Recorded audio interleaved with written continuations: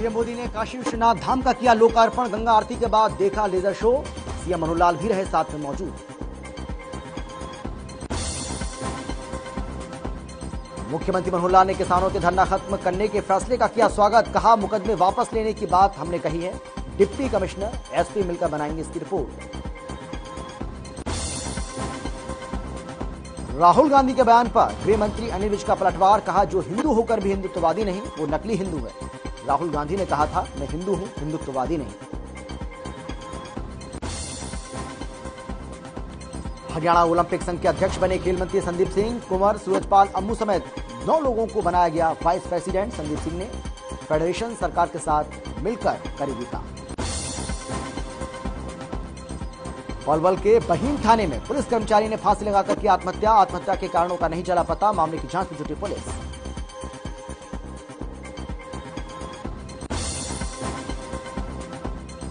और हरियाणा की बेटी हरनाज संधू बनी मिस यूनिवर्स। इजराइल में हुआ 70वां मिस यूनिवर्स पेजेंट। 75 से ज्यादा प्रतिभागियों ने लिया था हिस्सा।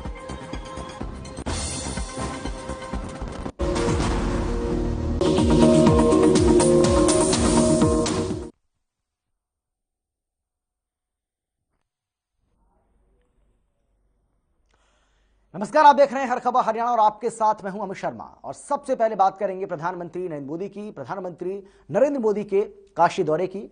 आज काशी वो पहुंचे। उनका ये बेहद महत्वपूर्ण दौरा।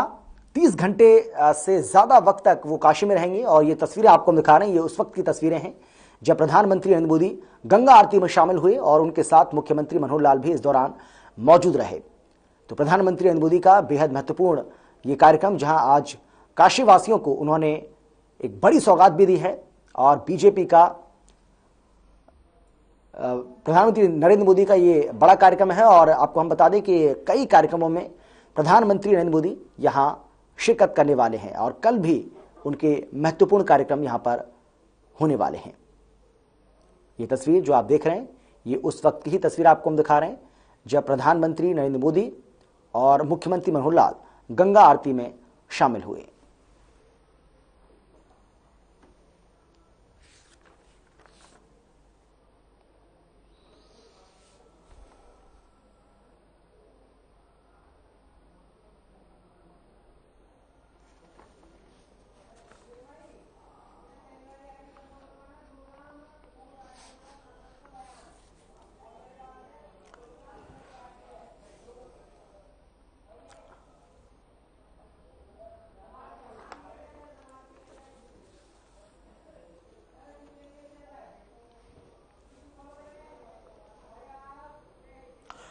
साइबर सिटी में खुले में नमाज मामले में सीएम के बयान के बाद अब पूर्व राज्यसभा सांसद मोहम्मद अदीब ने सीएम के बयान पर पलटवार किया है। और मोहम्मद अदीब की माने तो उन्होंने कहा है कि हम सभी 37 चिन्हित जगहों पर जिला प्रशासन की अनुमति से नमाज पढ़ते आ रहे थे, इबादत करते आ रहे थे, लेकिन हमारी चिन्हित जगहों की परमिशन रद्द कर दी गई और कहा कि नए सिरे से बातचीत कर समाधान निकाला जाएगा। 37 जगहों पर नमाज पढ़ने की इजाजत दे दी जाए। वहीं अब इस मामले में जहां जम्मू कश्मीर के पूर्व मुख्यमंत्री उमर अब्दुल्ला ने निशाना साधा है मुख्यमंत्री पर। उन्होंने कहा कि यह संविधान के खिलाफ है। उन्होंने कहा कि खुले में नमाज को लेकर जिस तरीके से बार बार ये बात कही जा रही है, ये ठीक नहीं है और आने वाले समय में इसे लेकर और ज्यादा सियासी बखेड़ा खड़ा हो सकता है।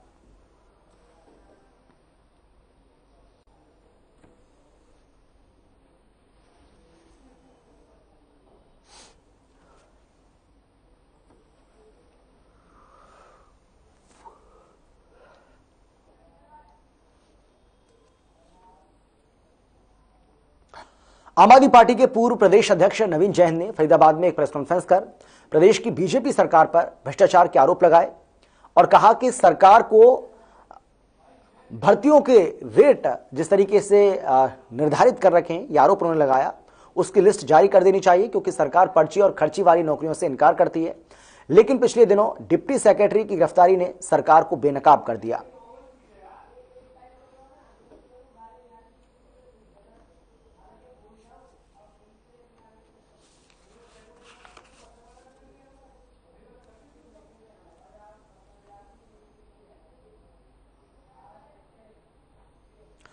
पलवल में नवीन जैन ने प्रेस कॉन्फ्रेंस की। इस दौरान हरियाणा प्रदेश की बीजेपी सरकार पर जमकर सवाल खड़े किए और कहा कि हालांकि इसके साथ ही उन्होंने ये भी कहा कि जो पलवल के विधायक हैं दीपक मंगला, वो गीता पर हाथ रखकर ये कसम खाएं कि उनकी सरकार में भर्तियों में भ्रष्टाचार नहीं हो रहा है। नवीन जैन ने कहा कि 17 दिसंबर को मटका चौक चंडीगढ़ में विधानसभा का घेराव होगा।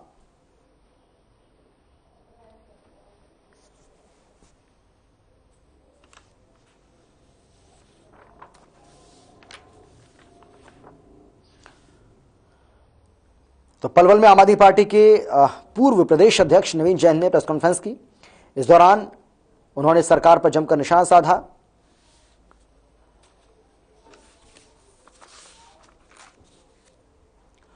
और अब खबर भिवानी से है, जहां आज अखंड भारत माता मंदिर का शिलान्यास किया गया। इस खास मौके पर विधानसभा के स्पीकर ज्ञानचंद गुप्ता मुख्य अतिथि के रूप में शामिल हुए, जिसमें उन्होंने कहा कि देश में एकता और अखंडता बहुत जरूरी है। आगे भविष्य में भारत माता मंदिर युवाओं के लिए प्रेरणा का स्रोत बनेगा।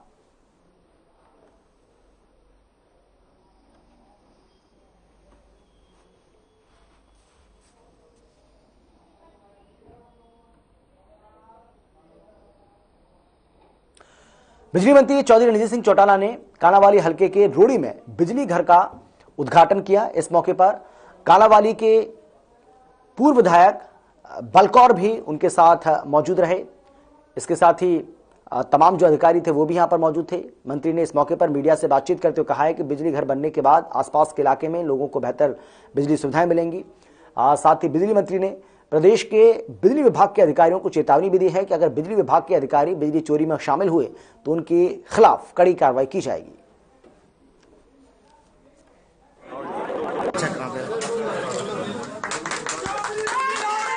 ऐसा जी, यहाँ जो आज किया है 132 केवी का है, ये 33 का है। जो रोडी सब डिवीजन है वो 132 केवी की है।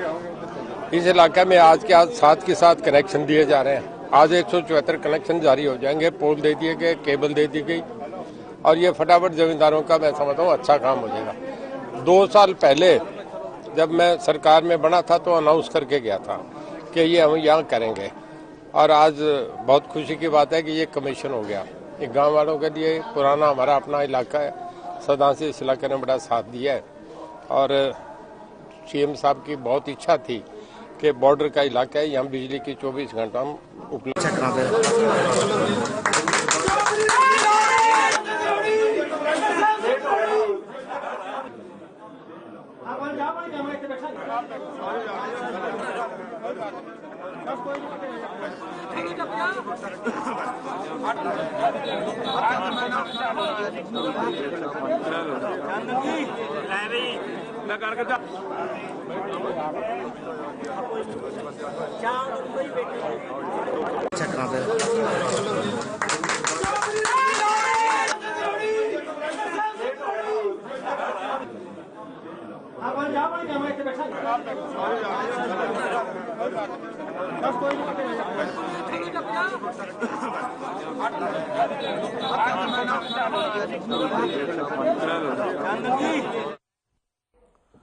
और अब खबर तोशाम से है।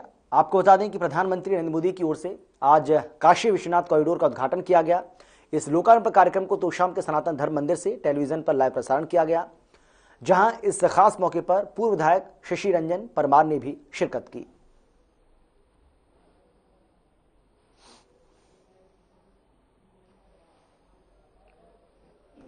आज बहुत सौभाग्य की बात है पूरे देश के लिए कि देश के यशस्वी प्रधानमंत्री नरेंद्र मोदी जी काशी विश्वनाथ कॉरिडोर का आज उद्घाटन कर रहे हैं।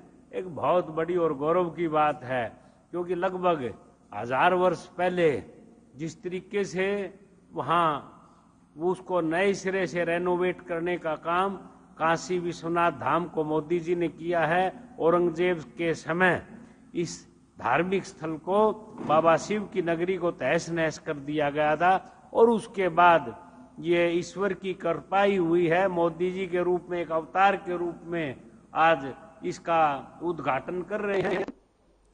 इनेलो के नवनियुक्त प्रभारी उमेश सिंह लोहान ने प्रेस कॉन्फ्रेंस की और बाद में कार्यकर्ताओं की बैठक ली। प्रेस कॉन्फ्रेंस के दौरान उमेश सिंह ने कहा है कि बिना खर्ची बिना पर्ची के दावे मौजूदा सरकार करती है, लेकिन इसमें कोई सत्यता नहीं है।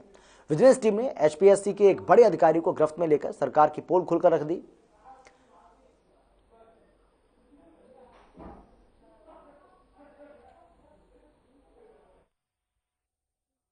इकाई है उनके नेतृत्व में जो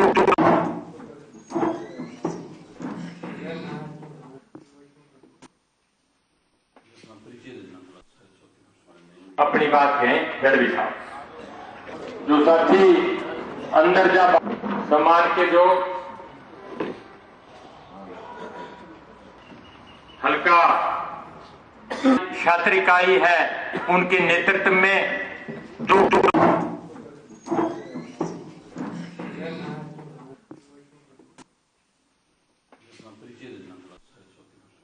अपनी बात कहें गढ़वी साहब, जो साथी अंदर जा समाज के जो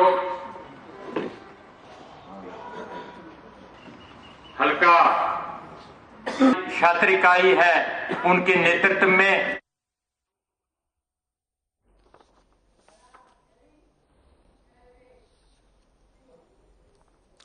तो किसान आंदोलन समाप्त हो चुका है। धीरे धीरे किसान अब दिल्ली के अलग अलग बॉर्डर से अपने घर वापस लौट रहे हैं और इसके साथ ही किसानों में खुशी की लहर देखने को मिल रही है। तीनों कृषि कानून के खिलाफ दिल्ली की सीमाओं पर किसान आंदोलन पिछले 1 साल से ज़्यादा समय तक चला। अगर पिछले 13 महीनों का इतिहास देखा जाए तो इस आंदोलन में युवा किसानों की भागीदारी भी काबिल तारीफ रही। लेकिन आज सोनीपत पहुंच कुंडली बॉर्डर में युवाओं में किसानी जज्बा देखने को मिला। किसान आंदोलन में शामिल युवा किसान झोपड़ी को ट्रक में सामान समेत लाद दे गए। युवा किसानों का कहना है कि गांव में किसान आंदोलन की तरह बसाएंगे झोपड़ियां, ताकि आने वाली पीढ़ियां किसान आंदोलन को याद रख सकें।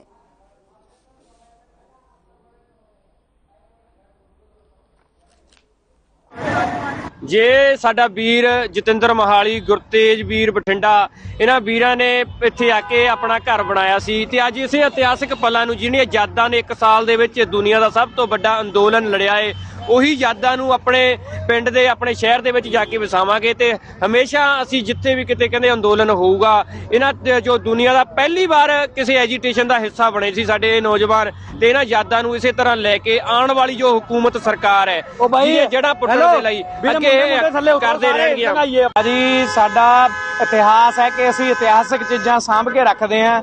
1 ਸਾਲ ਹੋ ਗਿਆ ਇਸ ਅੰਦੋਲਨ 'ਚ ਸਾਨੂੰ ਤੇ ਸਾਡੀ ਅਗਲੀ ਪੀੜ੍ਹੀ ਵਾਸਤੇ, ਆਉਣ ਵਾਲੀ ਪੀੜ੍ਹੀ ਵਾਸਤੇ ਇੱਕ ਮੈਸੇਜ ਹੈ। ਜਦੋਂ ਉਹਨਾਂ ਨੂੰ ਦੱਸਿਆ ਕਰਾਂਗੇ ਵੀ ਇੱਕ ਅੰਦੋਲਨ ਲੜਿਆ ਸੀ, ਅਸੀਂ ਉਹਨਾਂ ਦੇ ਸਾਹਮਣੇ ਹੂਬਹੂ ਉਹ ਚੀਜ਼ ਦਿਖਾਵਾਂਗੇ ਵੀ ਕਿਹੜੀ ਚੀਜ਼ 'ਚ ਉਹਨਾਂ ਦੇ ਪੁਰਖੇ ਰਹਿ ਕੇ ਗਏ ਹੈ।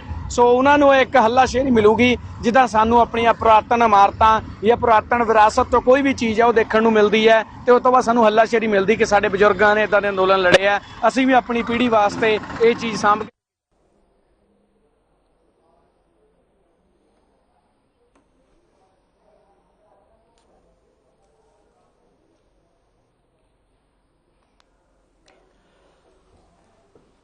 तो कृषि कानूनों की वापसी और उसके बाद आंदोलन की समाप्ति। अब घर जाते इन किसानों को देखकर अंदाजा आप लगा सकते हैं कि किस तरीके से इनमें खुशी की लहर देखने को मिल रही है। ये तस्वीरें जो आपको हम दिखा रहे हैं, ये जो किसानों की ओर से जो झोंपड़ियां तैयार की गई थी पिछले 1 साल से, क्योंकि किसान दिल्ली के अलग अलग बॉर्डर्स पर बैठे हुए थे। अब किसानों का ये कहना है कि इन झोंपड़ियों को हमने नष्ट नहीं किया, इनको तोड़ा नहीं, इनको बर्बाद नहीं किया, बल्कि हमने झोंपड़ी को उसी बनावट के साथ इस ट्रक में लोड किया है ताकि गांव में जाकर हम इसको इसी तरीके से रख सकें और ये एक मिसाल बने कि किस तरीके से, देखिए, हमने 1 साल से ज़्यादा समय तक आंदोलन चलाया और उसमें जीत भी हमने हासिल की। जो हम मांग कर रहे थे मांग भी हमारी पूरी हुई। बात करते हैं चरखी दादरी की। चरखी दादरी के गांव बधवाना में खाद न मिलने से किसान परेशान है। किसानों ने बताया है कि सरकार की ओर से पर्याप्त मात्रा में खाद उपलब्ध नहीं करवाया जा रहा है, जिससे फसलें बर्बाद हो चुकी हैं। वहीं किसानों ने सरकार से मांग की है कि सरकार किसानों को समय पर खाद उपलब्ध करवाए, नहीं तो एक बड़ा आंदोलन किया जाएगा।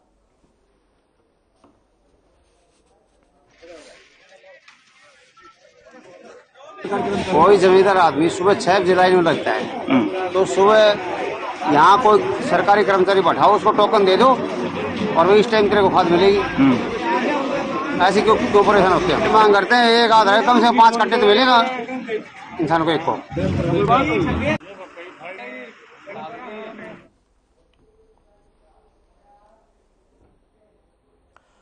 और अब खबर गोहरा चीका से है, जहां सैकड़ों मनरेगा मजदूर महिलाओं ने जेजेपी विधायक ईश्वर सिंह के घर का घेराव किया और जमकर नारेबाजी भी की। खबर यह है कि चुनाव के दौरान किए गए वादों पर विधायक खरे नहीं उतरे। विधायक 100 गज के प्लॉट दिलवाने में विफल रहे, जिससे मजदूरों में रोष दिखा है। आपको बता दें कि आग बबूला हुए मजदूरों ने विधायक पर दुर्व्यवहार और प्रताड़ित करने का आरोप लगाया है। तो सबसे बड़ा मामला तो गरीबी है। लोग गरीब हैं, इनके पास काम नहीं है, ये काम मांगते हैं मनरेगा में, इनको मनरेगा में काम नहीं मिलता है। और दूसरी बात है कि हम खाने के लिए राशन सस्ता होना चाहिए और उनके पास राशन का व्यवस्था नहीं है।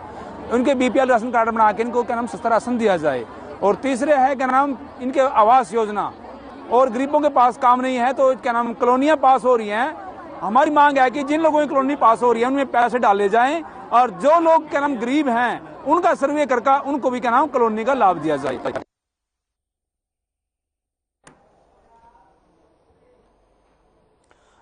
कनीना में सीएम अंत्योदय परिवार उत्थान योजना का अटेली विधायक सीताराम यादव ने उद्घाटन किया। इस दौरान उन्होंने कहा कि अंत्योदय परिवार उत्थान योजना उन लोगों के लिए है जिन लोगों की आय 1 लाख रुपए से कम है।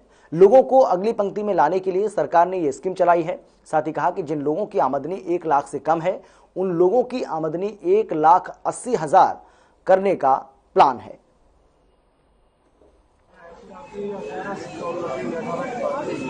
तो फिर ये जिसको जो भी जिस स्कीम के लिए अप्लाई करे हैं सब लोग अपने अपने अकाउंट पर।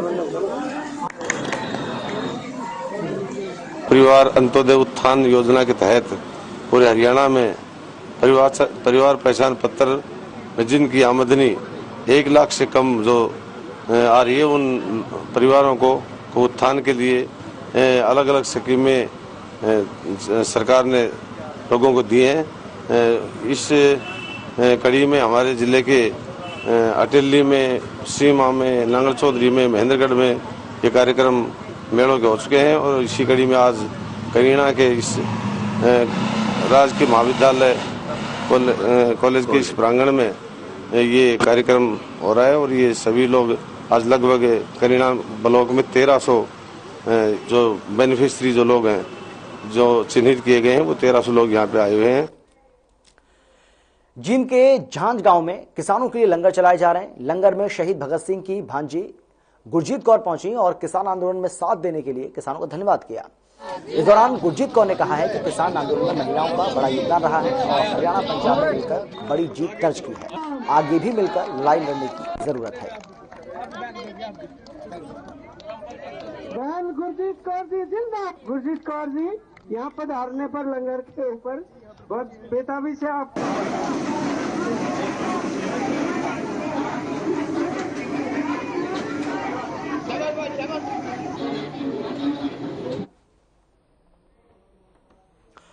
प्रदेश भर के साथ रेवाड़ी के बाल भवन में आयोजित गीता जयंती महोत्सव के दूसरे दिन सांस्कृतिक कार्यक्रमों के साथ आगाज हुआ। इस कार्यक्रम का शुभारंभ विधायक लक्ष्मण यादव ने किया, तो वहीं उन्होंने बाल भवन के प्रांगण में विभिन्न प्रशासनिक विभागों की ओर से जन कल्याणकारी योजनाओं संबंधी प्रदर्शनी का अवलोकन भी किया।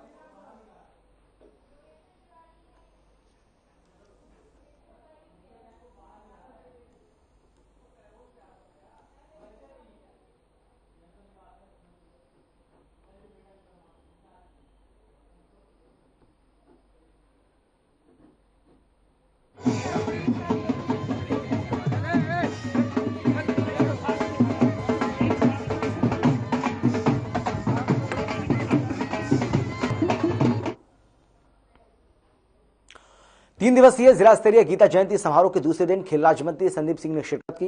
इस दौरान संदीप सिंह ने सरस्वती की प्रतिमा पर माल्यार्पण किया। इस मौके पर स्कूली बच्चों की ओर से सरस्वती की वंदना की और अनेक रंगारंग कार्यक्रम भी प्रस्तुत किए गए।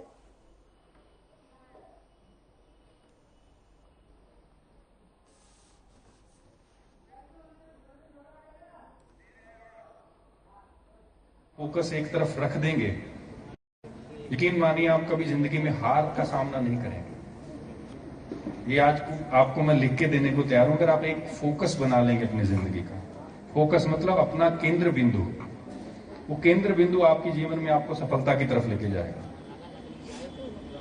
मैं एक बार फिर, क्योंकि मैं खुद भाषण देना पसंद नहीं करता हूं और भाषण सुनना भी पसंद नहीं करता हूं।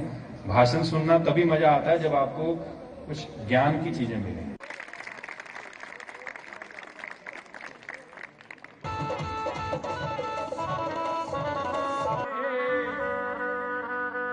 की 5-6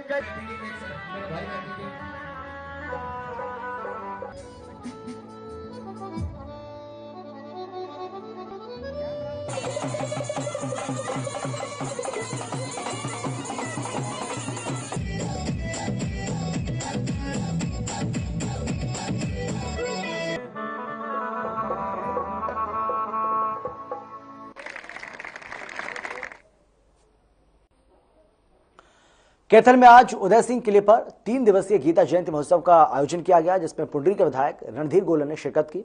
उनके साथ कैथल के उपायुक्त समेत जिला प्रशासन के अधिकारी मौजूद रहे। आपको बता दें कि इस मौके पर लोगों के मनोरंजन के लिए लोक कलाकारों ने लोकगीत, लोक नृत्य और रागनियों का गुणगान किया।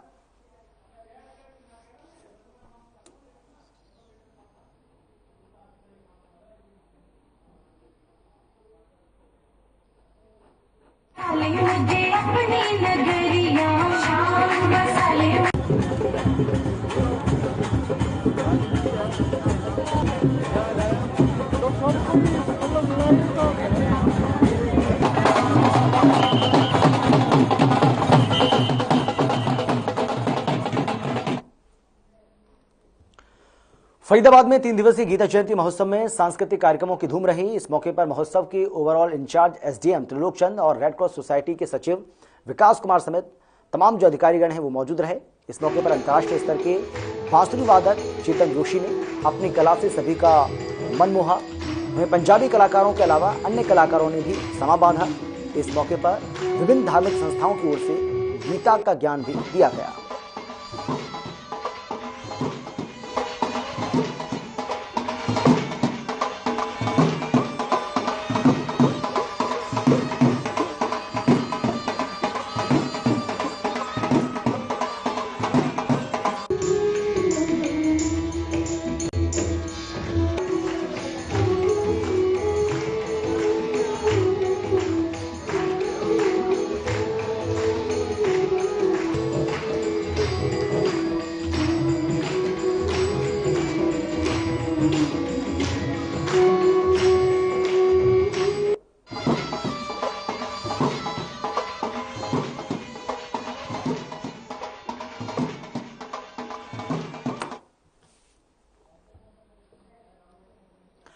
हिसार के राजकीय स्नातकोत्तर महाविद्यालय परिसर में अंतर्राष्ट्रीय गीता जयंती महोत्सव मनाया गया, जिसके मुख्य अतिथि मंडल आयुक्त चंद्रशेखर रहे। उपायुक्त ने गीता जयंती महोत्सव के दौरान पतंजलि योग समिति पर आधारित विभिन्न विभागों और संस्थाओं की ओर से लगाई गई प्रदर्शनी का अवलोकन कर हवन यज्ञ में आहुति दी।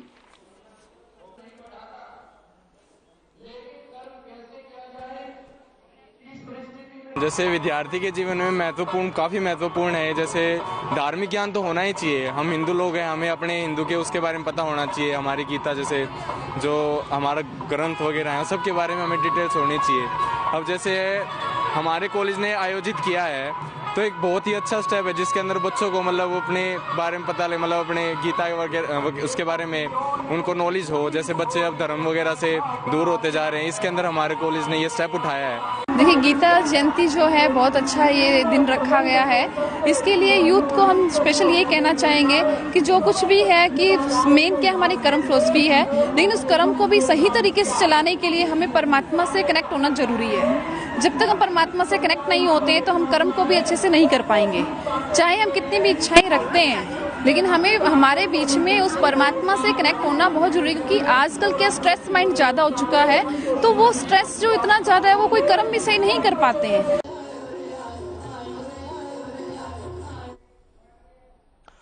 रिवाड़ी के बाल भवन में 3 दिवसीय गीता जयंती महोत्सव का आयोजन किया गया, जिसमें स्कूली बच्चों से लेकर ख्याति प्राप्त कलाकारों ने कला का प्रदर्शन कर दर्शकों का मन मोहा। तो वहीं इस खास कार्यक्रम में मात्र 16 वर्ष की सुप्रिया मूले ने 6 घंटे 17 मिनट में श्रीमद् भागवत गीता के समस्त 18 अध्यायों के 700 श्लोकों को बिना देखे अर्थ किया।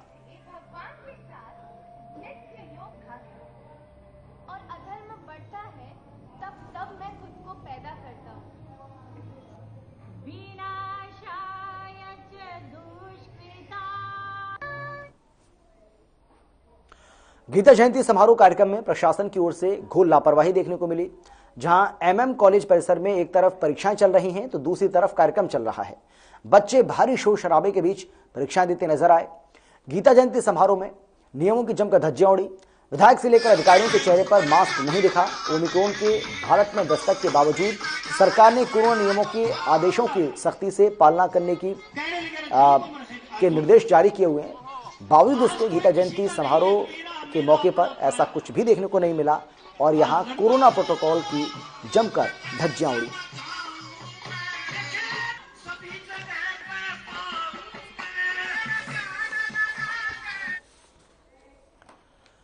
फरीदाबाद पुलिस ने पकड़े गए मादक पदार्थों को जिस पुलिस कमिश्नर विकास अरोड़ा की निगरानी में नष्ट किया है। आपको बता दें कि इन सभी मादक पदार्थों को नष्ट करने के लिए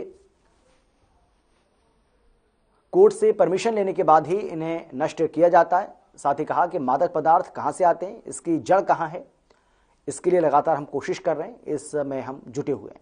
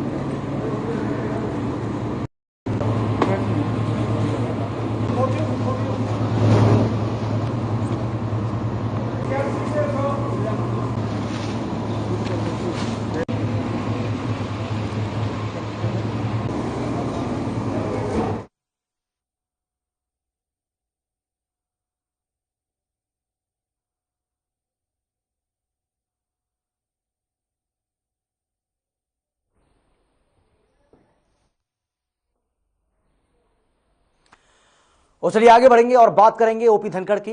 हरियाणा बीजेपी के अध्यक्ष ओपी धनखड़ की ओर से राहुल गांधी के उस बयान पर पलटवार किया गया है जिसमें उन्होंने कहा था कि मैं हिंदू हूं, हिंदुत्ववादी नहीं। बीजेपी के प्रदेश अध्यक्ष ओपी धनखड़ ने जयपुर में राहुल गांधी की ओर से हिंदुत्व वाले बयान को लेकर यह पलटवार किया, जिसमें उन्होंने कहा कि राहुल गांधी को अभी इस बारे में बहुत कुछ समझने की जरूरत है। ओपी धनखड़ ने कहा है कि हिंदुत्व, हिंदुस्तान और हिंदू धर्म सभी एक हैं। उन्होंने क्या कुछ कहा है जरा आप सुन लीजिए। उनका सम्मान करें। आज के कार्यक्रम की अध्यक्षता कर रहे हैं माननीय। मुझे लगता है कि उनको अभी समझने की जरूरत है। हिंदुत्व, हिंदू धर्म, हिंदुस्तान ये सब एक ही है।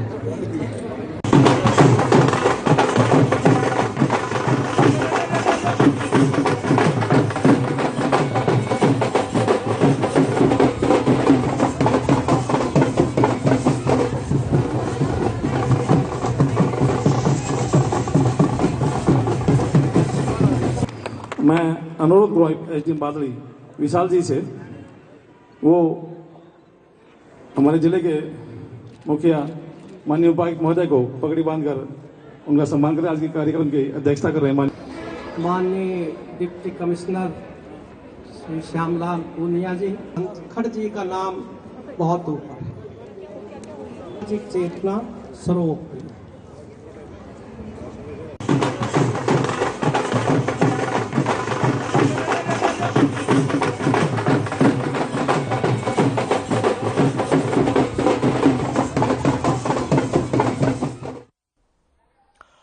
और इसी के साथ इस बुलेटिन में फिलहाल इतना ही। छोटे से ब्रेक के बाद फौरन लौट रहे हैं। आप देखते रहिए हर खबर हरियाणा।